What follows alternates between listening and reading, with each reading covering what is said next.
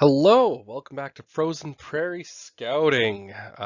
Excited to kind of keep this series going.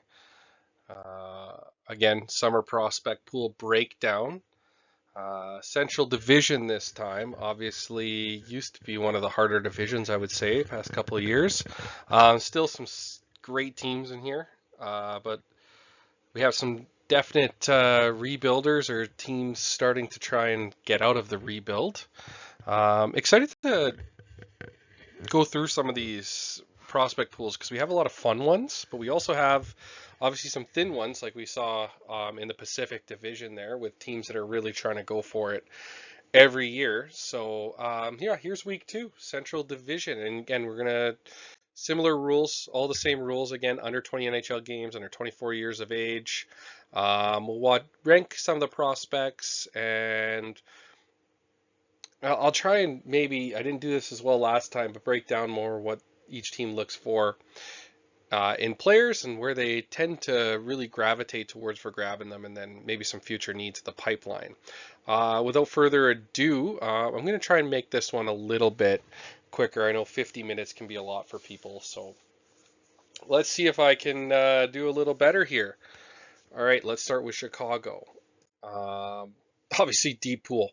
What a class. Even trying to pick 10 out of this pool, it's for forwards, it's pretty crazy. But up front, we have that size, skill, grit, kind of what you look for in players. And I know for the past 2, 3 years, they've really pushed to grabbing the huge players out of the draft there, especially later in the draft. Couple guys that I really want to talk about. I would say the first six here I really do like in Anton Frundell, Vaclav Nestrasil, Sasha Boisvert, Mason West, Merrick Vanacker, and Ryan Rubrek. Um, Again, these top three here, Frundell, Nestrasil, Boisvert. I think at the end of this year we'll see them all play games for the Blackhawks at least. I know Frundell will start the season there. Vaclav Nestrasil, I think, is going back to UMass. And Boisvert looks like he's going to start the season in Chicago. Maybe down in the AHL. We'll see. And I do think Merrick Vanacker will find his way into the lineup this year. Um, I know some people are a little bit lower on West right now, but I thought he had a really good World Junior Summer Showcase, so I kept him in the top four here. I really did like what he kind of brought to the table there, and I think a full year of just hockey for him going to Michigan State is going to be really big for him. Um, I really liked when they grabbed Ryan Rubrek. Good position to get him. Second round. He's got a lot of size potential, and this year in Guelph is going to be really, really good for him. But in this 10 here, I do think they have some players, like almost all 10 of these guys, I think will get into NHL games. I'm not saying they're all going to be, um, you know, year to year NHL players, but I think, you got quite a few when you look at Spelsy, Beam, Siak, Ludwinski. I think they might be a little bit up and down. Spelsy, I could see kind of becoming a full-time NHLer. And Ryan Rubrek, I mean, he's also a bit of magic beans right now too, but I think the move from Niagara to Guelph this year, and then we'll see what he does after that, should help them out a bit. So let's hop into their back end now, and it's shaping up pretty well. They brought Byram in. Sam Renzel looked decent this year. Lev Shanoff's finding his game. I do like Alex Vlasic, who's still pretty young. Wyatt Kaiser, another guy. And Korchinski, obviously, he's only 22. He's got 105 games played. I think the Blackhawks rushed him a little bit, which, again, is really tough. Um, so we'll see what they do with him this year. I know he's still unsigned. I haven't checked any updates today. Um, but the guys they picked this year with Villeneuve and Alalori, I like both of those guys a lot. Both can skate very, very well. Um, and, you know, Zav just has something. And I think he's that kind of guy that is taking over that, Lane and Cole Hudson role at BU this year. as their offensive defenseman. They know what to do with those guys. They know how to develop them. He's got that vision. Ala Laurie, I do enjoy watching as well. Good size, vision, and skill. I could see him as a third pair and really good puck mover. Get the puck out of the zone, and he can help out a little bit. He just doesn't have that next level that a Zav would have in the offensive side, but there's something there with him as well. And you know, the other two guys there, I don't see much in players there. And then in goalie wise, obviously having Spencer Knight there already, but the Blackhawks have been smart at grabbing some goalies in the draft, especially in round two. The past few years now, we've got some guys that are sort of developing. Comesso looks like he might be playing some more games this year. Guyan started his professional career, and then they grabbed a UDFA who I think is going to be a player, and then Kanarski. You never know. Again, I'm not a goalie guy, so can't really say too much. But what do they need this year, Chicago going in? I think they just need their players to take a step. They have a really deep pipeline. They're not really looking for another stud.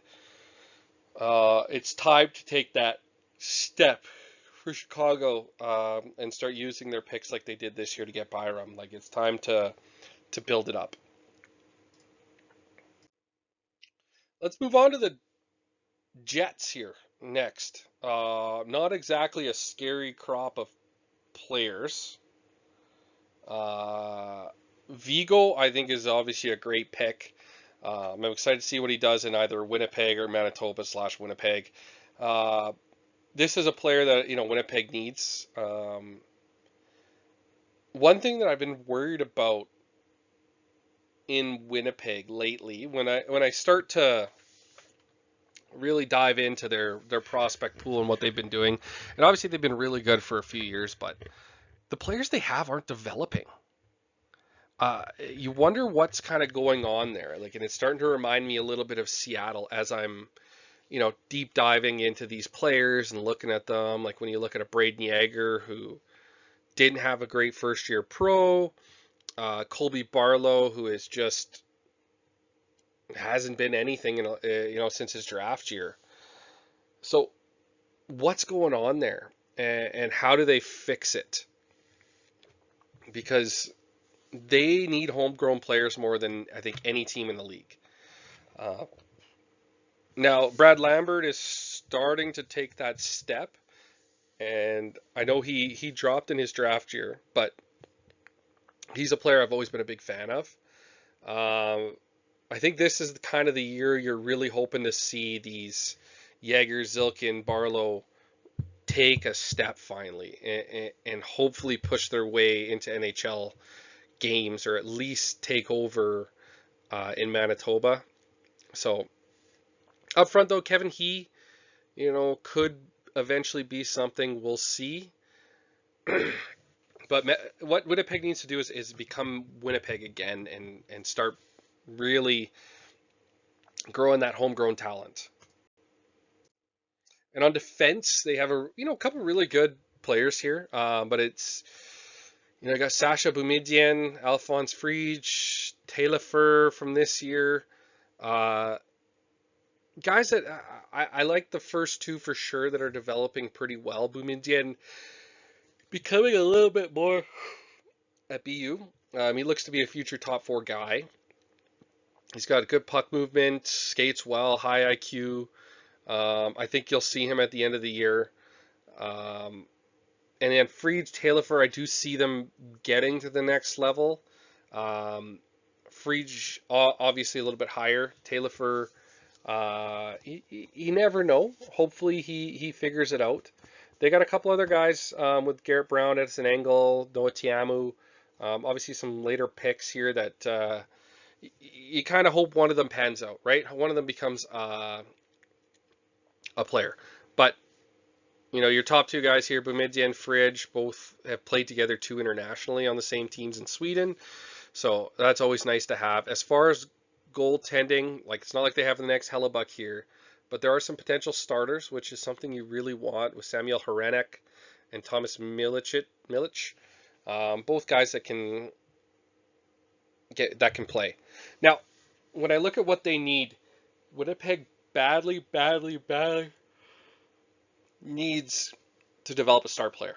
They need another star player because you never know what's going to happen with Hellebuck this year, and you really don't know what Scheifele and those guys are thinking, right? They have their contracts, but right, like, are they gonna? Is Winnipeg gonna take a step back to take a step forward? I don't know. Nashville. Before we start the forwards here, I don't want you guys to forget that Matthew Wood and Reed Schaefer have been up and down the past year and actually not eligible for this. And both looked actually really good in Nashville this year when they were up. Matthew Wood obviously had a really good, strong year. Um, Now, this is a group I have a lot of time for. This forward group, I love what they've been doing draft-wise. Really putting together some combination of skill, grit. And when I talk about grit, it's not like, going to the corner spearing anybody. It's like that grit to win a battle, uh, that need to win the puck and protect it and get your chances off of that. Um, and I also really like that you have some playoff type performers here. And the two that really stand out to me are Brady Martin and Igor Surin. Both guys that, just are relentless at all times. And you have that super skill in Cullen and Riker Lee. Obviously, Cullen's going to be more of a play driver, but Riker Lee has just something that he does around the net. Um, I really like the way they've been drafting. They've had a lot of first round picks, and I really like what they've done with them. Like, look at their first 5 guys here, right? Round 1 picks, right? 4, 10, 17, 26, 22. Just and all of them look like they're going to be players. Like, Kemmel's taken a little bit longer than everyone expected when he was drafted, but I mean, it's still only 4 years. That's 22 years old. He's still very young. And I always hate when people are like, oh, 22 years old, he's a bust. Like, let these guys develop, right? Not everybody's going to make it right away. Um, Aiden Fink's guy I've been a fan of as well, and he looked really good at Penn State. Uh, I'm hit or miss on if I see him as an NHL player in the future, but he is very intelligent, and he had a really good start to his pro career in Milwaukee there. He might end up getting some games. And then Philip Hemmer, another guy that was drafted this year, had a good strong year in both U20 and Allsvenskan. Very intelligent. He's a playmaker. His team did jump up to the SHL. They were promoted, which is pretty cool for him. So he'll keep developing. And just the dynamism of the players of Cullen and Lee. And I'm looking forward to seeing them in the NCAA this year, both those guys. I see Cullen more in that play driving role, as I mentioned earlier, and Riker Lee, he's going to be kind of your, secondary playmaker. The puck will run through him a bit, and if he's around the net, he will score goals. A lot of fun to watch. A lot of fun to watch. Moving on to their defensemen here, we have, again, another top 3 to 4 players in this group that I just really, really like. And I want to point out that Ryan Ufko has actually already played 19 games over the past 2 years, but I put him at number 4 on the list here. He's put up some really nice numbers in both the NHL and AHL. He's an offensive defenseman. They're really building something nice on the back end here in Nashville, and they've always had that ability to develop very good defensemen when you look at what they've done in the past. I myself really, really like Cameron Reed, and I'm excited to see him play at Michigan this year after what he did in Kitchener, winning obviously the championship and the Mem Cup. Tommy Blale, who was actually supposed to go back to Moncton, is actually making the step to Michigan State, which should be really good for him. I still would have maybe liked him play one more year in the queue. I know he put up a ton of points, but he might have put up less this year, but he would have actually maybe taking a step and learning other parts of the game. But putting on some weight throughout the week and playing the 2 games on the weekend looks to be a pretty good opportunity for him. And Michigan State playing and practicing against, a bunch of first round picks, you can't do that in the queue. So I think that's a good spot. And Molendyke, again, a player that tore up the WHL, just had his first year in Milwaukee, was playing a good amount of minutes, learning a lot. I think he's got one more year in Milwaukee, maybe with a couple call-ups, and then we'll see him full-time in the NHL. We're really excited about this group. And they have a couple guys in Nieminen and Gustafsson. I think both are making the jump over to North America this year. So we'll see what they do. Milwaukee has a really young blue line, and I think that's going to be good for some of these guys in their development, getting a lot of reps. And then let's not sleep on their goalie pool. They got two pretty good prospects, and Ivan Kovic, who obviously looks to be a starter in the future, and then Dmitry Borichev was highly rated, and it's going to be exciting to kind of see his development after this year. I think he's got a couple years left in Russia. My biggest need, if I'm in Nashville, they need somebody to become a star. They need somebody to become a star. I don't see Brady Martin as a star. They need a star to replace their Yossi and Forsberg in the future. So I think they need. It would be really cool to see Landon Dupont here in Nashville as like their next Broadway guy, star. And him and Cameron Reed are playing together in Michigan this year, so Nashville's going to know a lot about Landon Dupont as they watch their guy develop. Let's move on here. St. Louis Blues. Another team that I love their prospect pool, and they've done a lot of really cool things with their picks.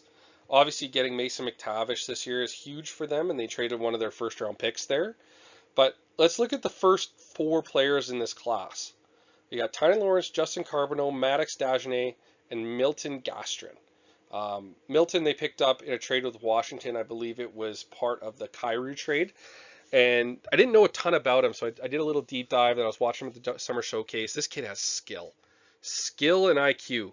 He's going to be one to watch a little bit, but also players like that may take a long time, or they may not ever make it. So, but a guy I'm going to keep my eye on this year as he plays his year out. Tynan Lawrence, you're getting a centerman. I see him more in that second line. Drive play, high hockey IQ, obviously weird year last year, but potentially the Blues got a steal in this one. And then I put Carbonneau second. And this is a high scoring forward out of the queue who put up kind of insane numbers. I think he'll have a huge year pro this year in Springfield there for the Blues. And hopefully, he gets a longer look at camp before he gets brought down. Dagenet, if you have been following along since I kind of started with it, and you go back into my draft, I think maybe one of the only ones to have Dagenet slotted to go to the Blues at 16. I just felt like it was a perfect fit, and what they tend to really like those Eastern guys, like even Tynan Lawrence was supposed to play in the queue. Justin Carbonneau from the queue. Dagenet from the queue. Let's look through, they tend to really like picking out of the East and then the West as well. When they're really putting their roster together, they like those Western type players with the grit that comes out of there. So it really follows along in what they've been trying to do. Another interesting guy in this class that I did a little bit more digging on is Bulcheknikov, that they got in the trade from Detroit. He's had some strong offensive season. He creates a lot. His KHL deal, I think, is only one more year here, and then we'll see what he does. He's got the skill and ability, but it looks like there's something missing there in his game. But Hopefully one more year, and then we'll see if he makes the jump over to North America. Andrej Kosh and Adam Jecko, two guys that I think could really be actual bottom six guys for them in the future, maybe fourth liners together. Guys that, do a lot of good things, but Kosh obviously had a really weird year with his injuries and stuff. So he'll look to get back on track. And then the last guy here I put as a guy who found his way to 5 NHL games last year. Good season in the NHL, or in the AHL as well. And then that's Alexandre Kaskamaki, their third round pick out of 2022. Another guy that looks to be a bottom six forward for them in the future.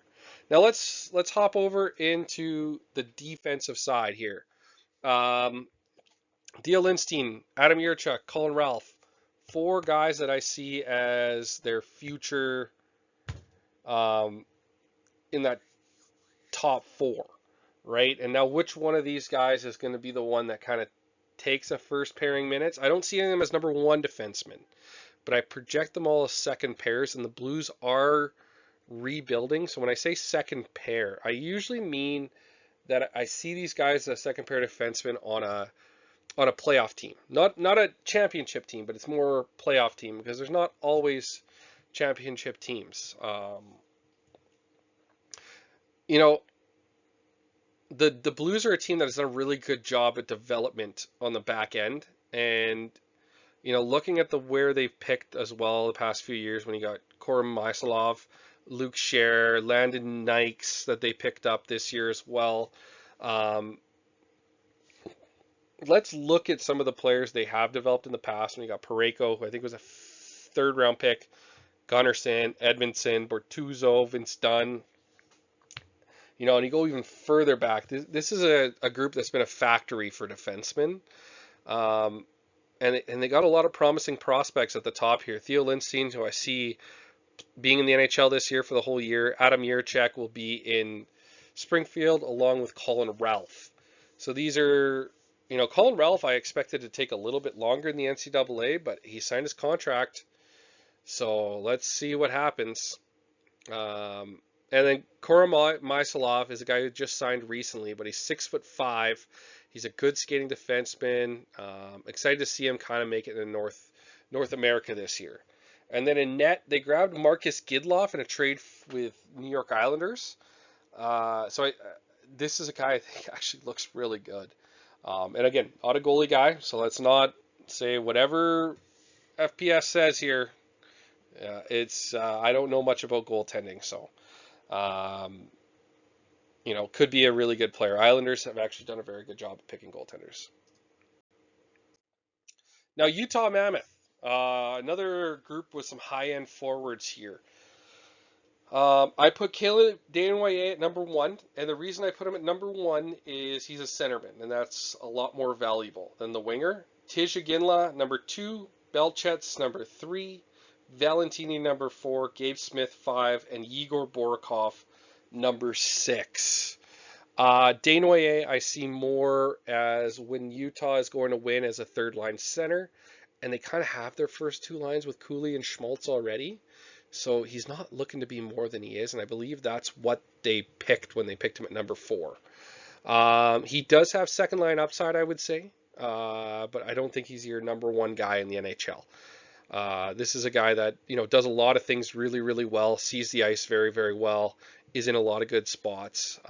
It was a good pick by the Mammoth. It's what they needed, and they won the lottery to move up to there, and they got the guy that I think was, their number one guy in that position at what they needed. Tij Ginla, I can see in the future as on the Cooley line. I think he fits really well there. He brings an element of obviously scoring, playmaking, and he's got a bit of a bite to his game, which I think fits well with the Cooley and Gunther in the future. I do see him needing a year in the AHL this year before being NHL ready. And then you got Belchets and Valentini, two guys I really, really, really like and loved the picks in the round 1 and 3 this year.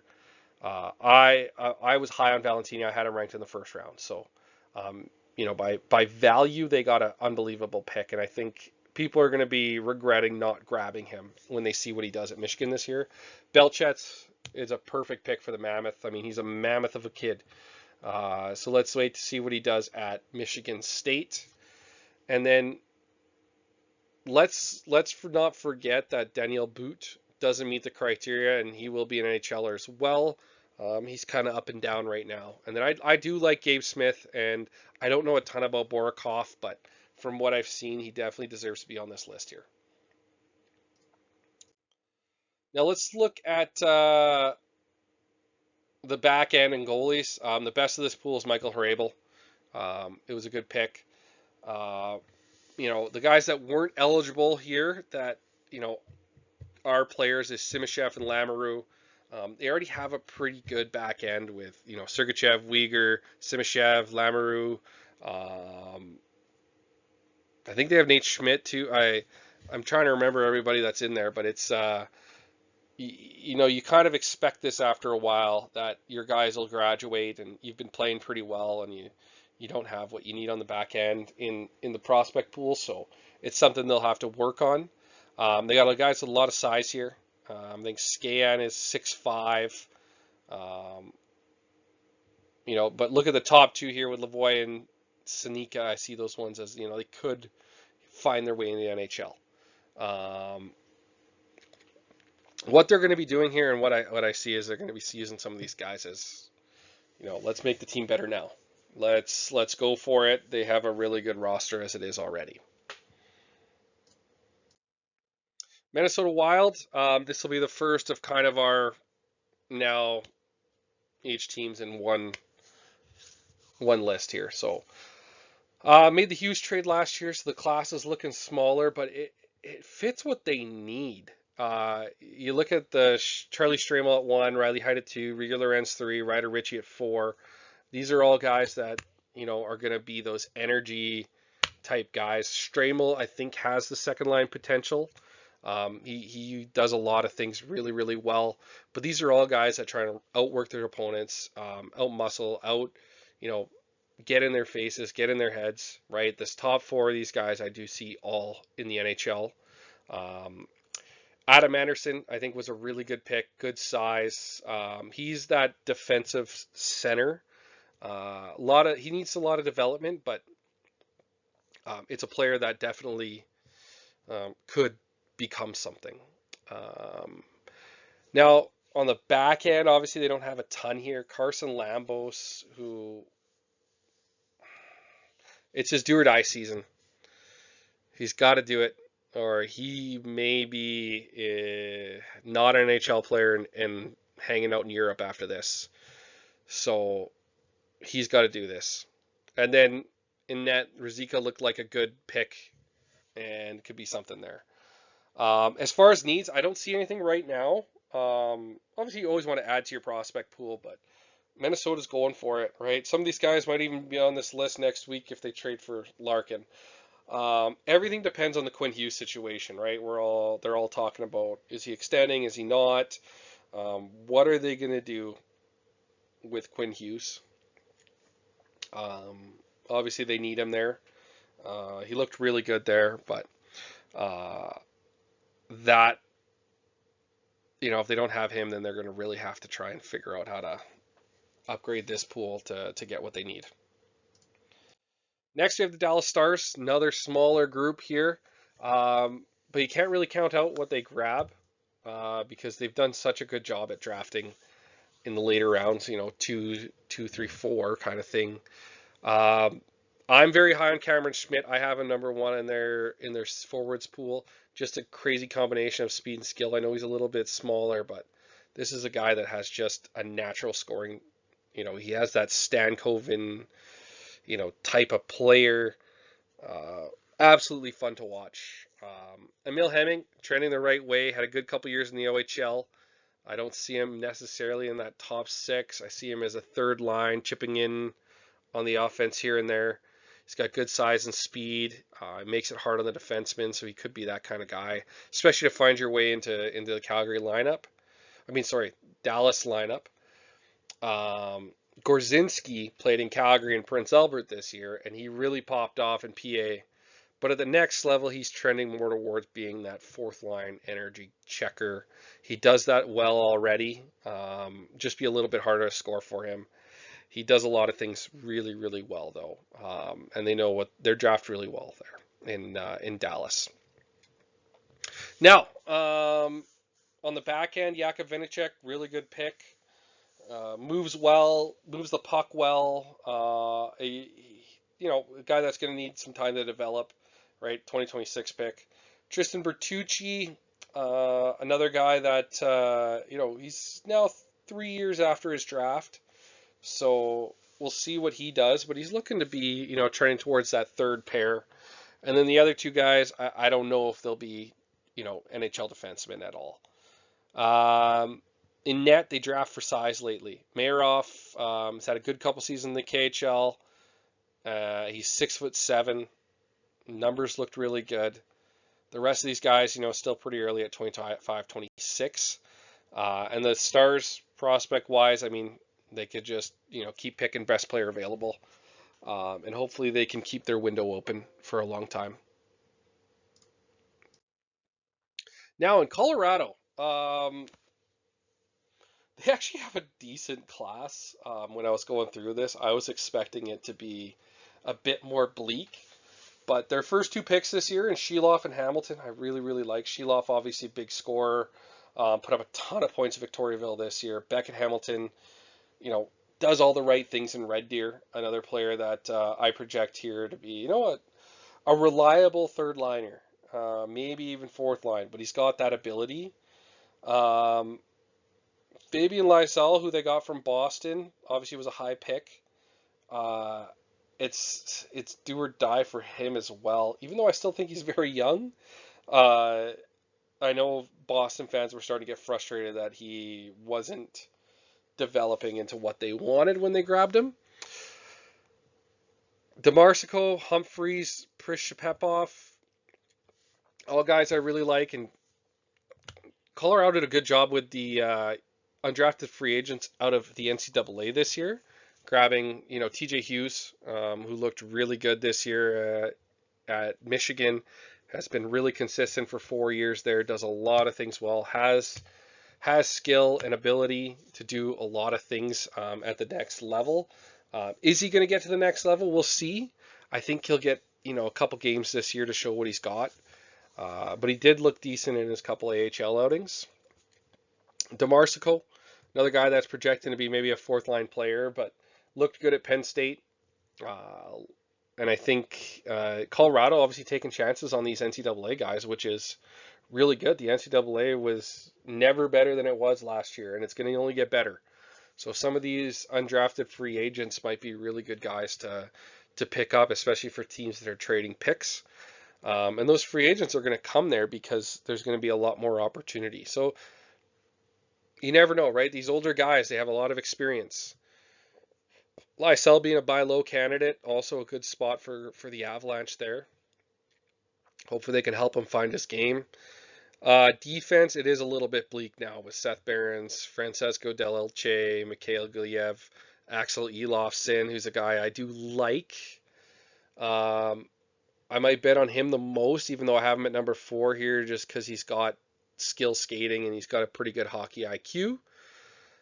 In net, though, it surprised me going through this, right? You remember when these guys get picked, but you don't know a ton about them. And Ilya Nabokov there at round 2 in 2024, I think he's making his pro moves now.